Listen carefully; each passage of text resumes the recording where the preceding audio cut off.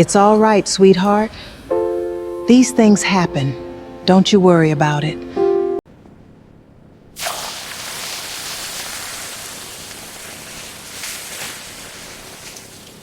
I'm sorry. Did I do something wrong? You did everything wrong. You walked into a room you have no business being in, dressed like you just came from a church rummage sale, embarrassing people who actually belong here. I was just helping. Nobody asked you to help. Nobody asked you to come. Do you have any idea who I am? I run community communications for this entire company.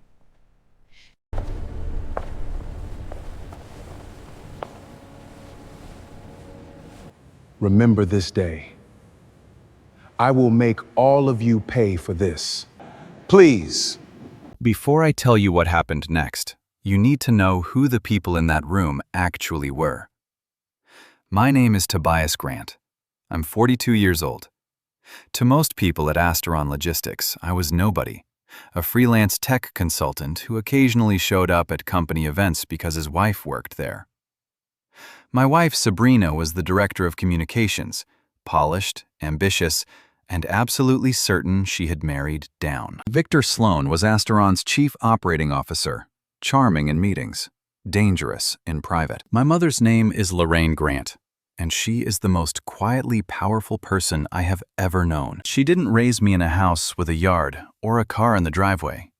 She raised me in a 2-bedroom apartment above a dry cleaner in one of the oldest working-class neighborhoods in the city, where the hallway always smelled like steam and solvent, and the pipes knocked every morning at 5. My father died when I was 9, a heart attack, quick and without warning, the kind that doesn't leave time for goodbyes. What he left behind was a small amount of debt, a box of tools in the closet, and a wife who didn't have the luxury of falling apart. So she didn't. She turned the second bedroom into a workspace and started taking in alterations. Hemming trousers, replacing zippers, letting out the waistbands of suits belonging to men who ate too well. She worked at the machine until midnight, sometimes later. She woke at 6 to pack my lunch and walk me to school. On weekends, she took in extra work, reupholstering chair cushions, sewing curtains, mending things that other people had given up on. She was not a woman who gave up on things. By the time I was in high school, she had saved enough to rent a small storefront 2 blocks from our apartment. A tailor shop, 800 square feet, with a hand-painted sign above the door and a bell that chimed when customers walked in. It wasn't much, but it was hers. And she ran it the way she ran everything, with absolute steadiness, without complaint, without asking anyone for more than she had earned. I studied software engineering on a partial scholarship and worked evenings at a shipping warehouse to cover the rest. It was there, watching dispatchers lose hours every day to outdated routing systems, that I started sketching out what would eventually become Asteron's core logistics platform. A smarter way to move freight, fewer errors, faster routes, real-time tracking that actually worked. I coded the first version on a second-hand laptop at my mother's kitchen table. When I graduated, I needed capital to build it into something real. I had nothing. My mother had the shop. She sold it. She didn't hesitate, and she didn't make me ask twice. She called me into the kitchen one evening, set a check on the table, and said, "This is what it's for. Don't waste it." I didn't. Within 8 years, Asteron Logistics had grown into one of the largest freight coordination firms on the East Coast. Contracts with major retailers, government agencies, regional carriers, over 4,000 employees across 11 states. The platform my mother's shop had funded was now processing billions of dollars in shipments every year. The first thing I did when the money came in was buy her shop back. Then I paid off every debt she had, renovated the apartment, and set up a private retirement account that would cover anything she would ever need for the rest of her life. I offered to move her into a larger home, something in a quieter neighborhood, more space, more comfort. She refused. "This neighborhood helped raise you," she said. I'm not leaving the people who helped me do it. So she stayed. She reopened the tailor shop, not because she needed the income, but because she needed to feel useful. She sewed clothing for free for the children on her block. She was, in every way that mattered, exactly who she had always been. Before I go further, there is something I need to explain, because without it, nothing that follows makes sense. Almost a decade ago, after a group of individuals obtained my personal information and attempted to extort money from my family, I made a decision that permanently changed how I operated. I restructured my ownership of Asteron, moving my 64% equity stake into a private family trust, Grant Meridian Trust. My closest colleague and longtime friend, Raymond Ellis, became the public-facing CEO. I stepped back entirely, working under the title of Independent Technology Consultant. Raymond ran the company day to day. I owned it. Almost no one outside a small circle of attorneys and senior board members knew the difference. Around the same time, I gave my mother a small metal box for safekeeping. Inside the original incorporation documents, the notarized founding shareholder registry, and a storage drive containing a full backup of Asteron's financial architecture from its earliest years. I told her, "These aren't to be opened, just kept. Don't let them out of this house, whatever happens." She put the box in the bottom drawer of her dresser beneath her late husband's folded shirts and never moved it. 3 years ago, I met Sabrina at a company event I attended in my consulting capacity. She was sharp, driven, and very good at her job. She had built Asteron's communications department from a 2-person team into a division of 30. I was drawn to her precision, the way she commanded a room. Before we married, Sabrina asked me to sign a prenuptial agreement. She framed it as a matter of principle, 2 independent people protecting what they had each built. I signed without objection. The terms were standard. Assets acquired before the marriage remained with their original owner. My attorneys noted, and I agreed, that since nearly everything I owned predated our relationship, the agreement changed nothing for me. What Sabrina didn't understand was that she had just signed away any future claim to Asteron Logistics with her own pen. She thought the agreement was there to protect her from me. She thought I was the one with less to lose. I drove a 6-year-old sedan. I wore the same 3 sport coats in rotation. I didn't own a watch that cost more than $100. Sabrina drew her own conclusions, and I let her draw them. It wasn't dishonesty. It was privacy. There's a difference. For the first year, the marriage was good. But somewhere in the second year, something shifted.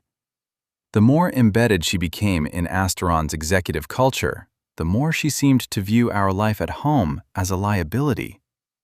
She stopped mentioning me at company dinners. She began referring to my consulting work with a quiet embarrassment. Once at a function we attended together, I watched her introduce me to a board member as my husband. He does some tech work. Then pivot the conversation before the man could ask a follow-up question. I noticed all of it. I said nothing. I was still deciding what it meant. Then, 4 months ago, something came across my desk that meant something very different. Raymond flagged it first a pattern of irregular vendor payments in our long-haul freight division. Contracts going to companies with no traceable infrastructure, no operating history, no verifiable addresses. $31 million over 18 months flowing through shell entities that all circled back in one way or another to Victor Sloan Asteron's Chief Operating Officer. And on several of those contracts, in the approval signature line, Sabrina Grant, Director of Communications. I went very still when I saw her name. I later learned that Victor had constructed a so-called Vendor Diversification Initiative, a project that existed on paper to modernize Asteron's supplier network. He had extended co-authorization privileges to Sabrina under this initiative, framing it as a high-visibility leadership opportunity. She had signed documents he placed in front of her, some of which she understood, others she trusted without examining closely enough. I didn't yet know the full extent of her involvement. I needed to find out quietly before Victor knew he was being watched. Raymond and I agreed to keep the investigation completely internal. I kept the most critical documents in a leather portfolio and carried it with me everywhere, making sure it never left my direct sight. The timing of Asteron's annual anniversary gala felt, in a painful way, like an opportunity. Victor would be there. The board would be there. The vote on Victor's proposed asset sale was scheduled for the following Friday. If I could observe how he moved with key stakeholders, I might be able to confirm what I suspected before the vote took place. I decided to bring my mother. It wasn't strategy. It was personal. She had never seen Asteron's headquarters, never stood in the building that existed because of what she had given up. I wanted her to see it. I wanted her to understand, in a way I had always struggled to put into words, what her sacrifice had become. She chose to wear the green dress. I offered to buy her something new for the occasion, and she looked at me the way she always does when she thinks I've missed the point. "This dress was there the day you started," she said. "I want it there the day you step into the light." At the gala, the moment Sabrina saw us walk in, her expression shifted, not to warmth, but to alarm. She pulled me aside, her voice low and controlled, telling me this was not the right environment, that there were board members and C-suite executives in the room, that my mother's presence would raise questions she didn't want to answer. "She's my guest," I said. "Tobias."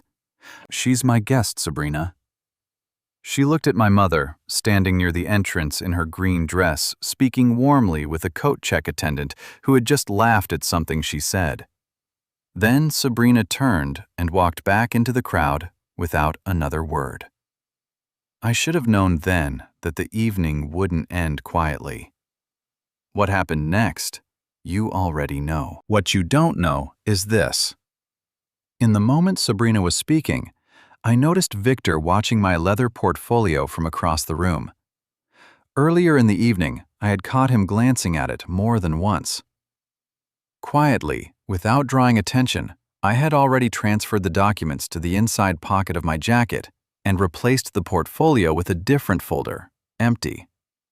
When Victor eventually caught the eye of a nearby staff member and tilted his head toward the bag, his man picked up something that contained nothing. But I understood what that moment meant. Victor knew I had been looking at him. If I revealed my identity that night, he would move to destroy everything before morning. So I made a choice that cost me something I still find difficult to describe. I walked to my mother. I placed my jacket over her shoulders. I felt the quiet trembling of her body beneath my hands, not fear, but the effort of holding herself together. And I held it steady for both of us. I said what I said to Sabrina.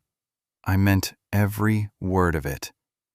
And then I walked my mother out of the room she had helped build, while the people who thought they owned it laughed at our backs. I had promised I would make them pay.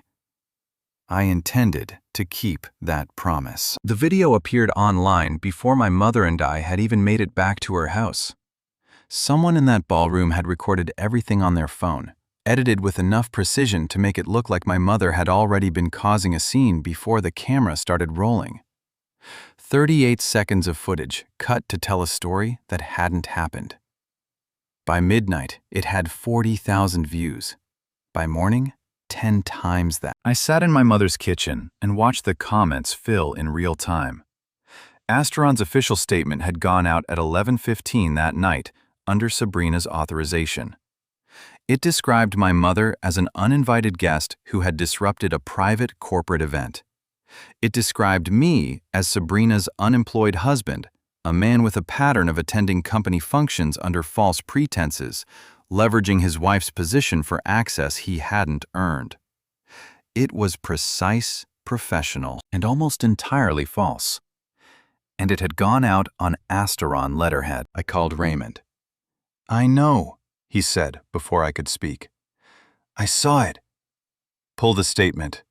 A pause. "I can't. Not right now." His voice was careful, the measured tone he uses when he needs me to slow down and actually listen. "Victor has someone watching every move I make. If I reverse a communications decision that Sabrina authorized, he's going to start asking why the CEO is protecting a freelance consultant's family. We can't give him a reason to look closer. Not yet." I understood the logic. I hated it, but I understood it. My mother was sitting across the table from me with a cup of tea she hadn't touched. She had been reading the comments on her own phone. She put it face down when she noticed me watching. "Don't apologize," she said quietly. "You didn't do anything wrong." "You shouldn't have to read those things about yourself. I've read worse. I've lived through worse." She picked up her tea. "The question isn't what they're saying about me. The question is what you're going to do about the people who made it happen." She was right, as she almost always is. Victor's proposed asset sale was structured to transfer Asteron's entire long-haul freight division to a private equity fund called Meridian Bridge Capital. The name was bland enough to pass a cursory review, chosen specifically to sound legitimate. But Raymond's internal audit had traced the fund's beneficial ownership through 3 layers of holding companies to a group of private investors with deep personal ties to Victor. He was effectively selling a core piece of Asteron to himself. At a price our own analysts estimated was 40% below fair market value. If the deal went through, Asteron would lose its most profitable operating division. The acquiring fund would absorb the contracts, the infrastructure, the client relationships, and restructure from a position Victor controlled. Thousands of employees in the freight division would face the consequences. The long-term damage to the company would take years to undo. I had the pattern, I had the numbers, I had the shell company connections. What I still needed was Sabrina's role clearly on the record in her own words beyond any reasonable interpretation. 2 days after the gala Wednesday, I called Sabrina and asked to meet at our apartment. I told her I needed to talk before the divorce process began. She agreed, with a confidence that told me exactly how she viewed the balance of power between us. She thought I was coming to negotiate from weakness. She was in the living room when I arrived, legs crossed, a glass of wine on the table beside her. The posture of someone who had already decided how the conversation was going to go. I sat across from her and placed a folder on the coffee table. She looked at it. "What's this?" "Vendor contracts from the freight division. I'd like to ask you about your signature on some of them." The confidence didn't leave her face immediately. It recalibrated. She leaned back slightly. "Where did you get those?" "That's not what I asked." "Tobias." Her voice took on the edge she used when she felt she was being made to account for something beneath her. "I sign documents every week. I approved vendors on Victor's recommendation through the diversification initiative. That's a normal part of my role." "These vendors don't exist." Silence. I opened the folder and turned it to face her. Company names with no registered addresses. Payment amounts dates the routing accounts they traced back to. I laid it out the way Raymond and I had reconstructed it over weeks of careful work. Sabrina looked at the pages for a long moment. When she looked back up, something had changed in her expression. Not guilt exactly, but the look of someone calculating how much the person across from them actually knows. "Victor told me those vendors were being onboarded through an expedited process," she said carefully. "He said the documentation would follow." "And you didn't ask why?" "I trusted his judgment. He set up the initiative. He had authorization from the board." "Sabrina," I kept my voice even. "Did you know?" She held my gaze. And then slowly, she looked away. "I knew something wasn't entirely standard," she said. "I didn't ask more questions because I didn't want to know more." She set her wine glass down without drinking.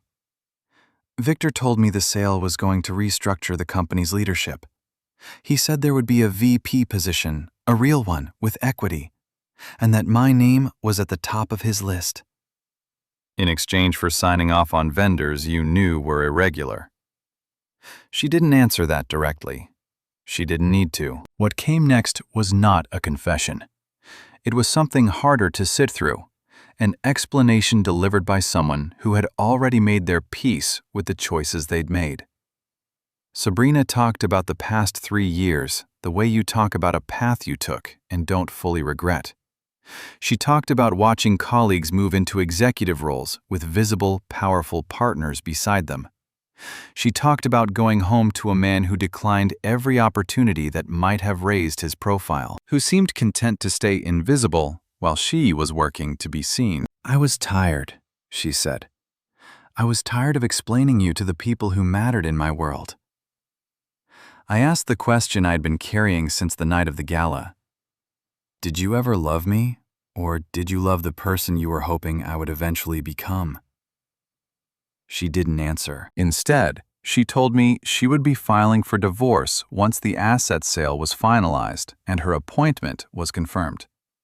She told me the prenuptial agreement she had insisted on signing would make everything clean and uncomplicated. She said with the certainty of someone who genuinely believed what they were telling me, "You don't have the resources to fight this, Tobias, and honestly, you know it." "You're right," I said. "I won't fight you." I stood, picked up the folder, buttoned my jacket, and left. In the elevator, I took off my wedding ring and placed it in my coat pocket.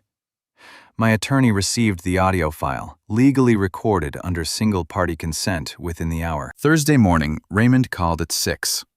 His voice was tight in a way I had only heard once before, years ago, when we had nearly lost a major contract on the last possible day.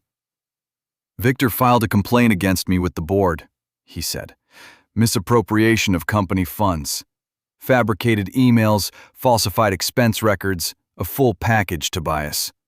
Someone put serious work into this." By noon, Raymond had been suspended pending investigation. Victor's interim appointee, a man named Dale Forsyth, who had joined Asteron 14 months ago, whose hiring I now understood in a very different light, took over executive operations. One of his first acts was to authorize a full data migration on the freight division's accounting servers. My lead investigator called 2 hours later. The servers had been wiped. Everything Raymond had gathered, the transactional records, the vendor audit trail, the payment routing data, gone. Not corrupted by accident, deliberately and professionally erased by someone who knew exactly what they were removing. At the same time, Sabrina issued a public statement about the divorce.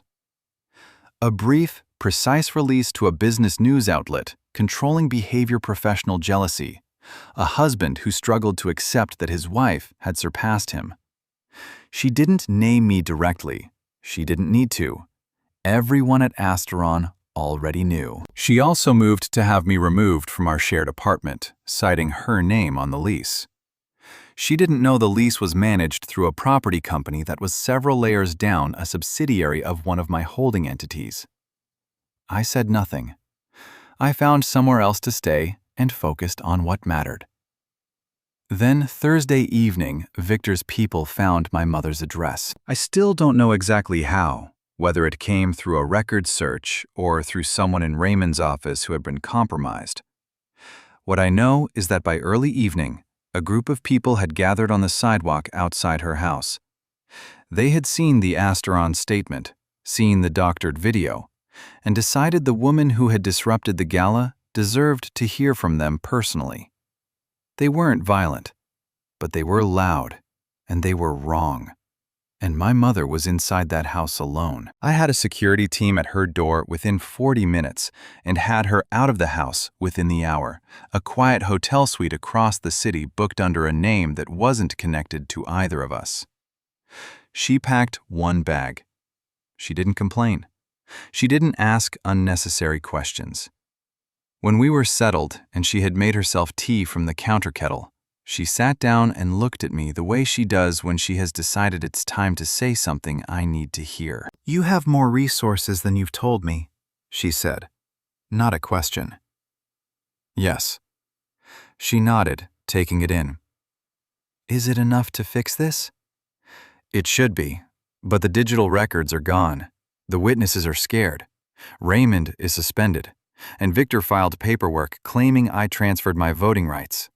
A judge put a temporary freeze on my proxy shares until the dispute can be verified." She was quiet for a moment.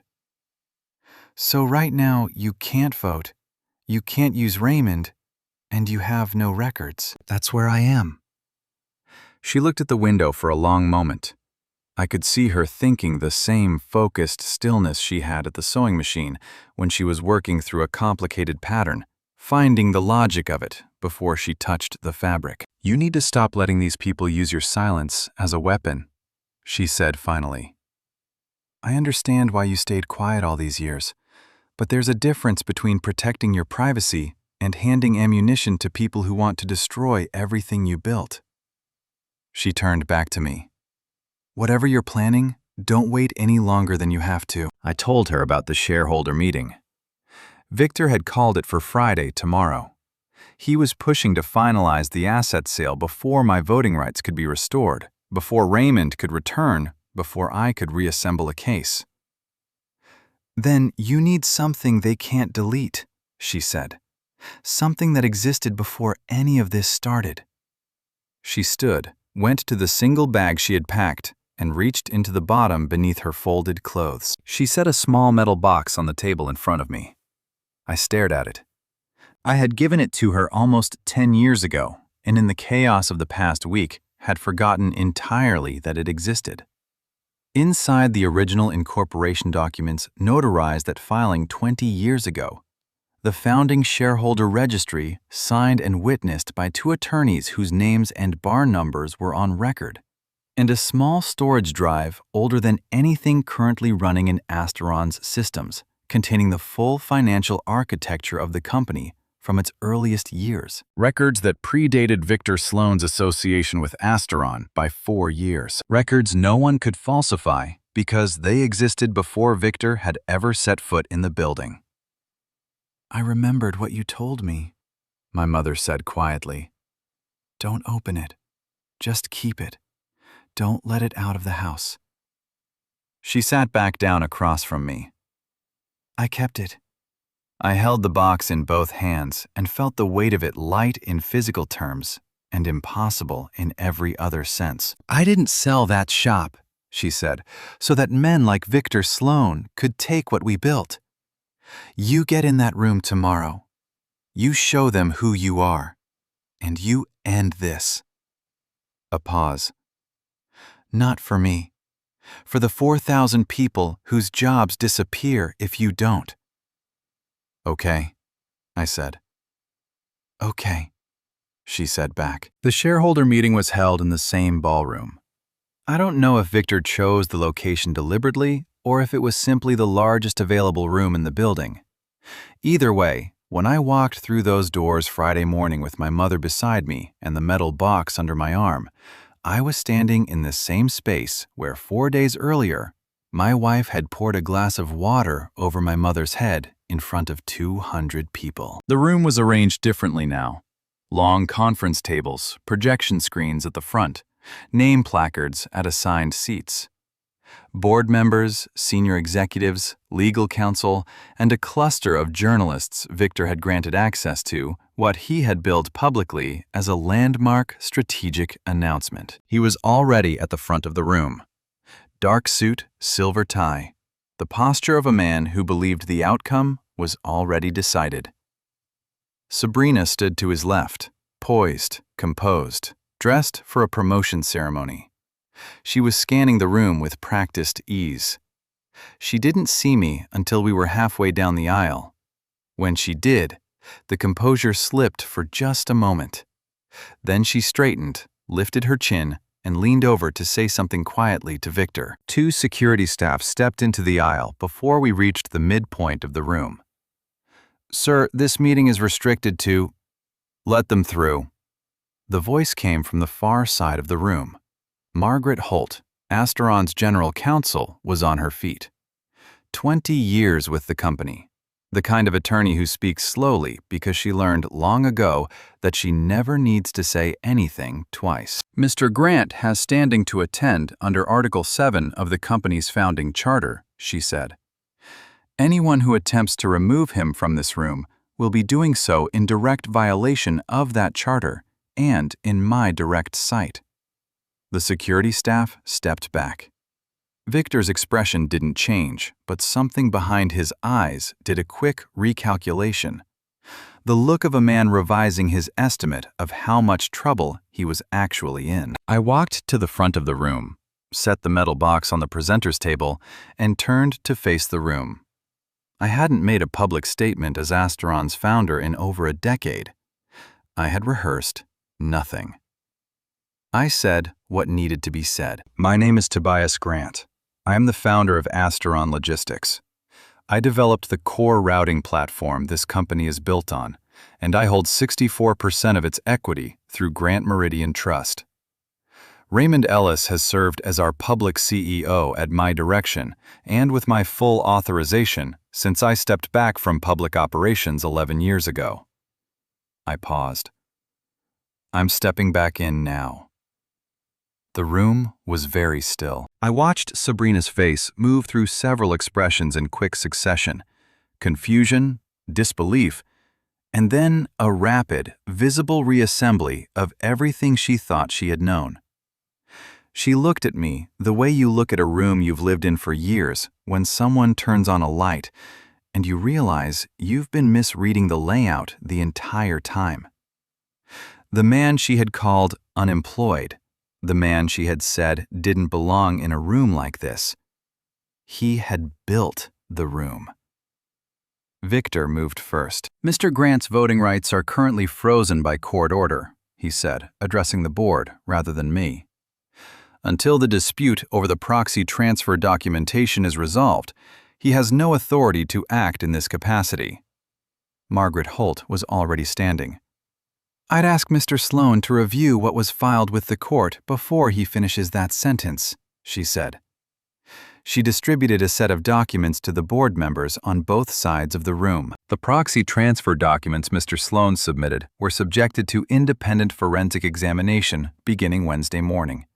The examination identified inconsistencies in signature metadata timestamps that do not align with the stated filing dates and digital formatting artifacts consistent with composite document fabrication. She paused for exactly the right amount of time. The temporary freeze on Mr. Grant's voting proxy was lifted at 9:17 this morning. Victor's attorney leaned over and said something in his ear. Victor's jaw tightened. "The original equity records no longer exist in the company's systems," Victor said. "Without those records, any claim to founding ownership—" "Those records," I said, "are in this box." I opened the metal box on the table. The original incorporation documents, notarized at filing 20 years ago. The founding shareholder registry, signed and witnessed, with bar numbers on record for both attorneys. And the storage drive, authenticated by an independent data forensics firm as predating Victor Sloan's association with Asteron by 4 years. Records that captured the full financial structure of the company before Victor had ever had access to alter anything. Margaret connected the drive to the room's display system. Transaction histories, equity distributions, and vendor payment structures from Asteron's earliest years appeared on the projection screens. Clean, complete, and entirely incompatible with the picture Victor had spent 18 months constructing. I reached into my jacket and took out my phone. "And this," I said, is a recording of a conversation I had with my wife this past Wednesday in our private residence in a jurisdiction where single-party consent applies, reviewed in advance by my legal team. I played enough of it for the room to understand what it contained. Sabrina's voice came through the speaker clearly and without ambiguity. I knew something wasn't standard. I didn't ask more questions because I didn't want to know more. Victor said there would be a VP position. He said my name was at the top of his list. Sabrina made a sound that wasn't quite a word. I set my phone down and submitted the complete package, the recording, the email, records, the bank transaction documentation, and the evidence of witness intimidation to Margaret for immediate transfer to the authorities. The 3 federal financial investigators who had been waiting in the corridor outside walked into the room. It didn't take long after that. Victor was detained for questioning within the hour: securities fraud, document falsification, embezzlement, and witness intimidation. His attorney followed him out without making eye contact with anyone. Dale Forsyth resigned on the spot and left the building without a word. The asset sale was dead. The vote never happened. When the room had cleared enough to move, Sabrina crossed to where I was standing. She looked different without the composure, smaller somehow, though nothing about her had physically changed. She stopped a few feet from me. For a moment, she didn't say anything. Then, "I didn't know who you were. I had no idea." "I know you didn't." "Victor manipulated the whole situation. I should have asked more questions, but I trusted—" "Sabrina." She stopped. I looked at her carefully, not with anger. The anger had burned through days ago and left something quieter and more final in its place. "If I had walked into that ballroom on Monday night as the man you believed I was, the consultant, the old car, the modest savings, would you be standing here right now? Would you have come to find me after the meeting to explain?" She opened her mouth, closed it. I watched her search for the words and come up empty, and I understood that the emptiness was its own answer. The clearest answer she had given me in 3 years. I reached into my pocket and placed my wedding ring on the table between us. "You're not sorry for what you did to my mother," I said quietly. "You're sorry that the man you did it in front of turned out to own the room. Those are not the same thing. And I think somewhere underneath all of this, you already know that." She looked at the ring on the table. She didn't pick it up. I terminated her employment contract before I left the building with Margaret present and the documentation in order. I did not use my position to shield her from the process or to punish her beyond what the law would decide. All evidence was transferred to the investigating authorities. Whatever consequences followed would follow through proper channels. That was the only way any of it meant anything. The prenuptial agreement she had asked me to sign, the document she had placed on the table 3 years ago to protect herself from a man she quietly looked down on, held exactly as written. Her attorneys found very little to work with. Raymond was reinstated the following Monday. The employees in the freight division kept their jobs. The managers who had participated in covering for Victor's operation were dismissed and referred for investigation. An independent oversight board was established to prevent any single executive from accumulating the kind of unchecked authority that had made Victor's scheme possible in the first place. 4 months later, I brought my mother back to Asteron's headquarters. She wore the green dress. I had asked if she wanted something new for the occasion. She gave me the same look she always gives me when she thinks I've missed the point. The main hall was full. Every division represented, people standing along the walls and in the corridor because the room wasn't large enough for all of them. Raymond stood at the back with his arms folded, working hard to keep his expression neutral. He mostly succeeded. I stood at the podium and told them the truth about how the company started. Not the version in the press materials, the real one. The apartment above the dry cleaner, the sewing machine running until midnight, the storefront with the hand-painted sign, the check placed on a kitchen table without hesitation or condition. I told them that the routing platform underpinning everything Asteron had ever moved, every contract, every delivery, every job in this building had been built on a laptop in a back room behind a tailor shop, funded by a woman who had spent decades fixing things other people had given up on. I told them she had never asked for recognition. I told them she deserved it anyway. Then I announced the establishment of the Lorraine Grant Foundation, structured to provide scholarships, emergency financial assistance, and healthcare access to the families of working-class employees across all of Asteron's divisions. Funded in perpetuity through a dedicated trust, named for the reason it existed. My mother came to the podium when I called her name. She stood there a moment, looking out at the room, and I watched something move across her face. Not pride exactly, or not only that. Something quieter. Recognition. The feeling of having arrived somewhere you didn't know you were walking toward. She leaned toward the microphone. "My son didn't become a good man because he became rich," she said. "Plenty of people get rich. What's hard is staying the person you were before the money came. Staying honest about where you came from. Staying grateful to the people who got you there." She paused. "That's what I'm proud of. Not the company. Him." The room went silent. The way rooms go silent when something true has been said out loud. That evening, I drove my mother home to her neighborhood. I offered again to find her somewhere larger.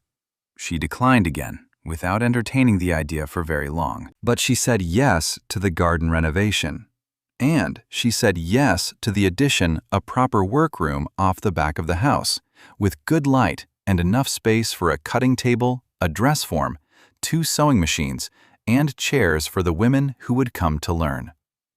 She had already made a list of the first people she planned to invite. We sat in the kitchen for a while after dinner, the way we used to when I was still in school and the nights were long.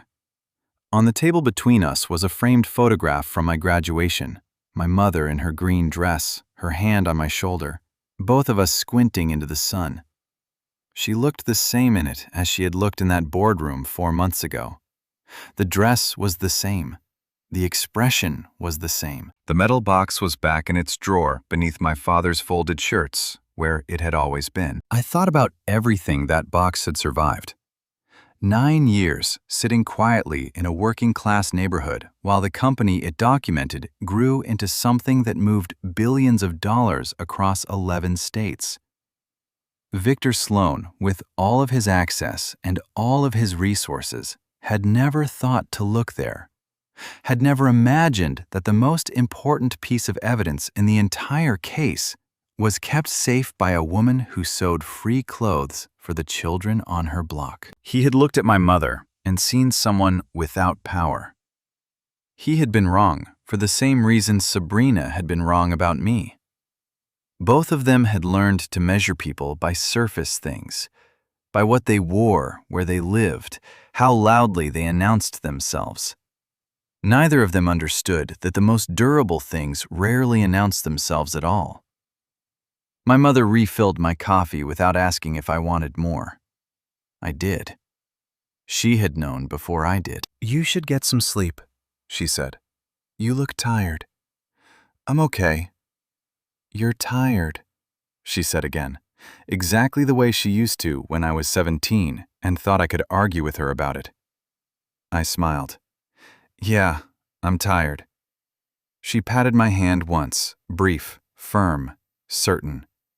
It was enough. It had always been enough. If this story stayed with you, I think you already understand what it's really about.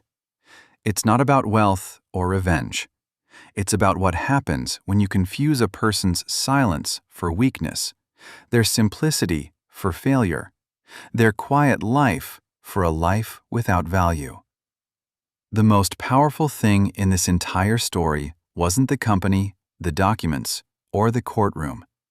It was a woman who kept a metal box in a dresser drawer for 9 years, just because her son asked her to. That kind of loyalty doesn't have a price, and it never runs out. If you're not subscribed yet, I hope you will be. New stories every week. I'll see you in the next one.